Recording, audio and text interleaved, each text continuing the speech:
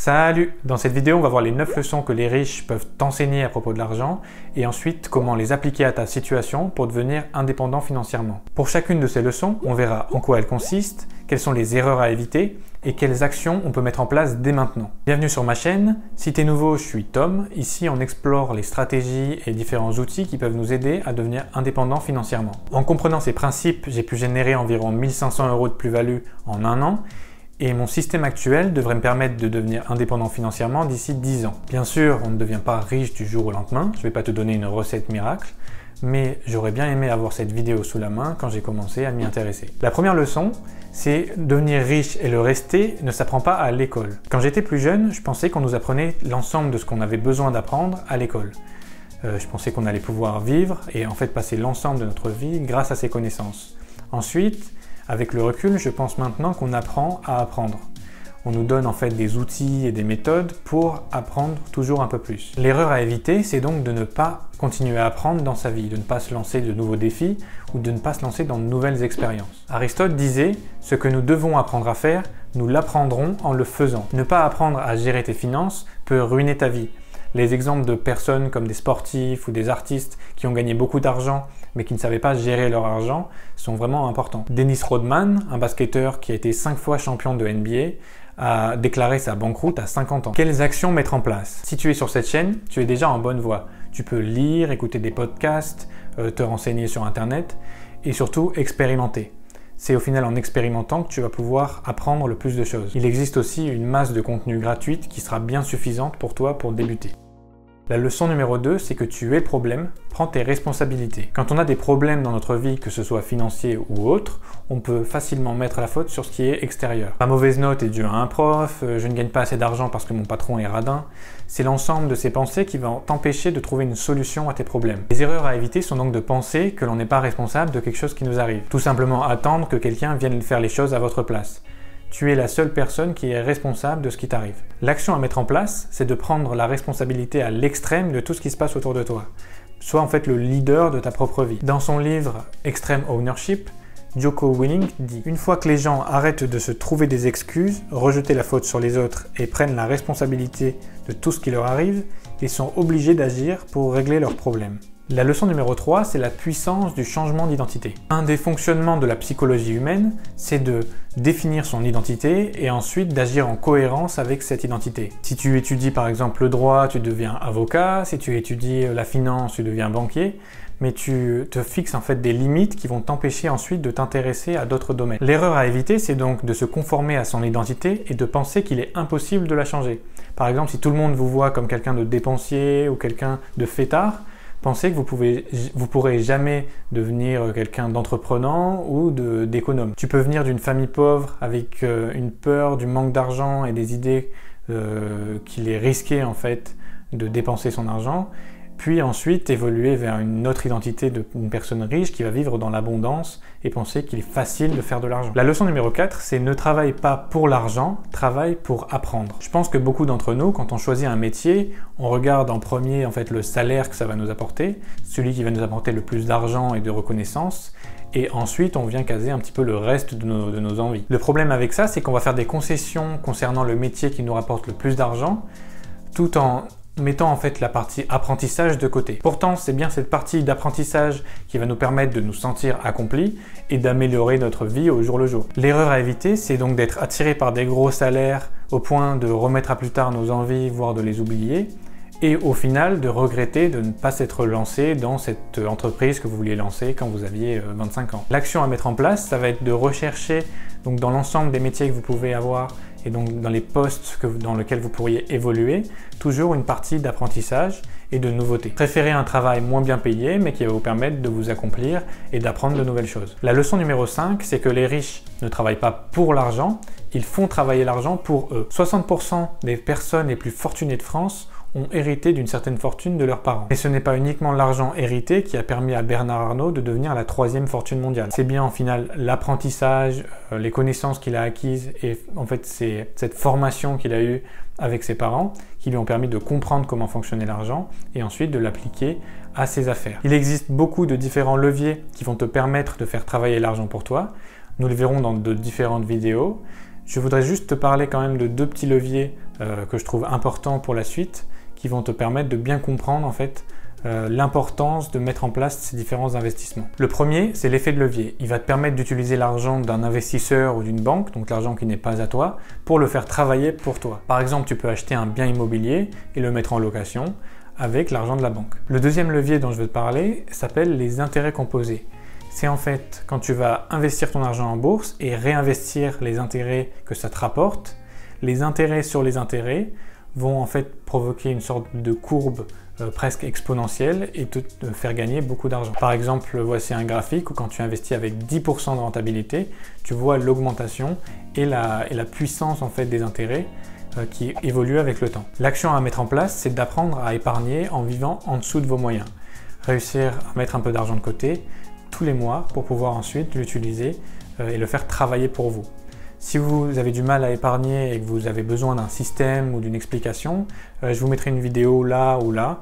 Vous pouvez aller la suivre et vous explique vraiment point par point comment vous y prendre. L'étape suivante, ça va être d'utiliser cet argent pour le faire travailler pour vous en l'investissant. L'étape la plus simple pour ça, c'est simplement de vous créer un petit compte titre ou un PEA, par exemple sur Revolut ou sur Bourse Direct. Vous allez pouvoir investir donc dans des ETF, des trackers, et du coup investir facilement des petites sommes d'argent tous les mois qui vont facilement vous rapporter 7%, 8% d'intérêt par an. De plus, vous pouvez commencer à vous renseigner sur votre capacité d'emprunt qui va vous permettre ensuite d'utiliser le levier bancaire, donc l'effet de levier, pour acheter un appartement et le mettre en location. Je ne vais pas trop rentrer dans les détails, mais je vous expliquerai ça plus tard point par point dans les prochaines vidéos. La leçon numéro 6, c'est que la finance, ce n'est pas si compliqué. Quand j'étais plus jeune, je voyais les chiffres du CAC 40 à la télé et je comprenais rien. Une augmentation de 3 points, un recul de 2 points, mais qu'est-ce que ça peut vouloir dire? Lorsque j'ai commencé à m'intéresser à la bourse, qui était vraiment très flou pour moi, je me suis lancé en fonçant, en lisant le livre La bourse pour les nuls, et je me suis rendu compte que c'était très complexe, très difficile à lire, et j'avais vraiment pas envie de continuer la lecture. J'ai appris des choses très utiles avec le recul, mais je me rends compte que c'était vraiment barbant. La première erreur pour moi, c'est d'avoir peur du jargon financier, de se dire que c'est pour les personnes professionnelles qui s'y connaissent et qui sont des experts dedans. Vous pouvez très facilement en fait comprendre ces différentes démarches ou ces différents fonctionnements si on vous les explique avec des mots simples. L'autre erreur que j'ai commise, c'est d'essayer d'apprendre pour apprendre et pas d'apprendre pour appliquer. De avoir un but en fait dans l'apprentissage. À moins d'être vraiment intellectuel, les notions sont vraiment trop abstraites pour les apprendre de cette manière. Pour moi, il faut prendre le problème différemment. En fait, il va d'abord te falloir mettre un pied dedans, voir un petit peu comment ça va se passer. C'est assez facile hein, maintenant, tu télécharges Revolut, tu te crées un compte, en 1 heure tu peux t'acheter une action. Voir un petit peu comment ça évolue et ensuite du coup avoir un pied dedans, ça va te permettre de comprendre et d'être beaucoup plus réceptif à toutes les news et les idées qu'il y a autour de la bourse qui te sont bombardées chaque jour mais que pour l'instant tu ne vois pas. Cette petite action va te rendre beaucoup plus attentif à toutes les informations qui tournent autour de la bourse et aussi beaucoup plus intéressé. Donc quand tu entendras un terme que tu ne connais pas, tu iras chercher la signification, tu en discuteras avec des amis peut-être, ou tu te renseigneras beaucoup plus au niveau des vidéos, du contenu que tu consultes en ligne.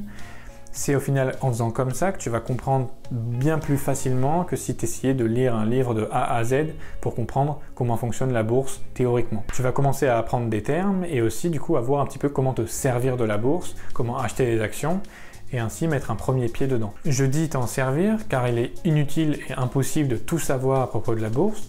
Donc tu pourras un petit peu aller creuser dans le moteur une fois que tu sauras comment conduire. La leçon numéro 7, c'est de connaître les règles fondamentales du domaine financier. Les connaissances autour du domaine financier sont très vastes, mais je pense que connaître donc les quelques petites astuces suivantes vont pouvoir t'aider à mettre un premier pied dans l'état d'esprit des riches. La première définition à connaître, c'est celle d'un passif. Donc un passif, c'est quelque chose que tu possèdes et qui fait sortir de l'argent de ta poche tous les mois. Par exemple, ta voiture est un passif. En fait, quand tu l'achètes, elle va perdre de la valeur au fil du temps. Et ensuite, l'entretien que tu payes aussi, l'assurance, l'essence, tout ça, c'est des choses qui vont se faire sortir de l'argent de ta poche.